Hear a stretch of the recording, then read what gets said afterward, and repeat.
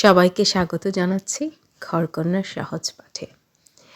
আজকে আপনাদেরকে দেখাবো গরুর মাংসের একটি খুবই জনপ্রিয় রেসিপি, মেজবানি গরুর মাংস।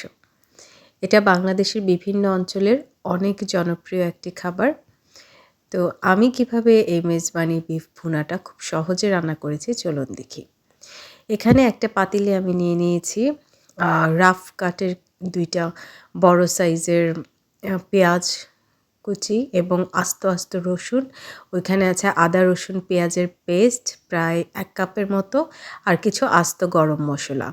আর নিয়ে নিচ্ছি রাঁধুনির যে মেজবানি রেডিমিক্সটা পাওয়া যায় মশলা, সেটা। তো এখানে লবণ আর মশলার পুরো প্যাকেট আমি দিয়েছি। আমি প্রায় 4.5 কেজি মাংসের জন্য 1 প্যাকেটের মশলা নিয়েছি। দিয়ে দিচ্ছি সরিষার তেল।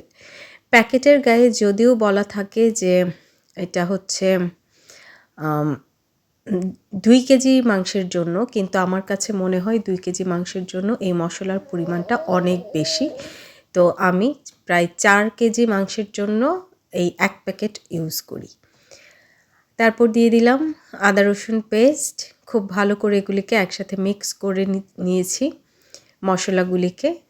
আমি পুরোটা একসাথে মেখে বসাচ্ছি। এরপর দিচ্ছি বাদাম পেস্ট। যেহেতু বড় পাতিল তাই নাড়াচাড়া করতে অসুবিধা হবে দেখে আমি পুরো মাংসটা একবারে মাখিয়ে বসিয়েছি। আপনারা চাইলে কষিয়েও রান্না করতে পারেন। তো এরপর দিয়ে দিলাম পেঁয়াজ বেরেস্তা। চুলা ধরানো হয়ে গেছে অলরেডি, তো আমি এগুলো একটু মিক্স করে দিয়ে দিচ্ছি। সব কিছু মিক্স করে চুলা ধরিয়ে আমি এটা কিছুক্ষণ রান্না করব। যতক্ষণ পর্যন্ত না পানি না উঠবে ততক্ষণ আমি আর এটা নাড়ব না। ঢেকে দিলাম। তো দেখতে পাচ্ছেন যে এখানে পানি উঠে গেছে, অনেক পানি উঠেছে। আমি কোনো এক্সট্রা পানি দেইনি, সবই মাংস থেকে ওঠা পানি, এবং এই পানিতেই মাংসগুলোকে পুরোপুরি সেদ্ধ করা হবে। যখন মাংস সিদ্ধ হয়ে তেল ঝোল উপরে উঠে আসবে, এর মধ্যে একটু পরপর নাড়াচাড়া করে দিতে হবে যাতে পাতিলের নিচে মাংসটা লেগে না যায়। তো এভাবেই পুরো মাংসটা রান্না করতে হবে।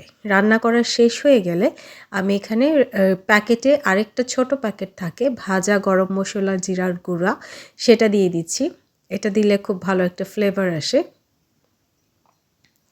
সেটা দিয়েও কিছুক্ষণ নাড়াচাড়া করে আমি চুলা বন্ধ করে ঢেকে রাখবো। এটা একদম জাস্ট যখন সব রান্না শেষ তখন দিতে হবে।